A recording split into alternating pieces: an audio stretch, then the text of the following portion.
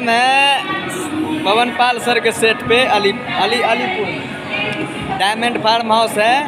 और बहुत जल्द BNS इंटरटेनमेंट से कुछ अलग देखने के लिए मिलेगा आप सबको। तो आप सब BNS इंटरटेनमेंट पर जाइए, चैनल को सब्सक्राइब कीजिए और लाइक कमेंट सब कुछ।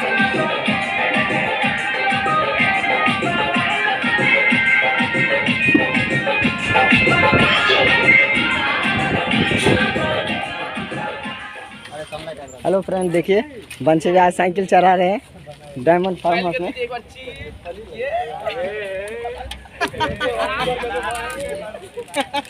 इधर इधर उधर उधर मरे मरे।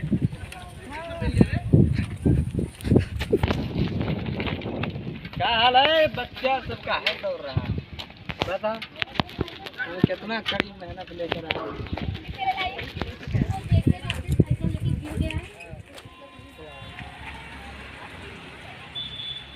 है।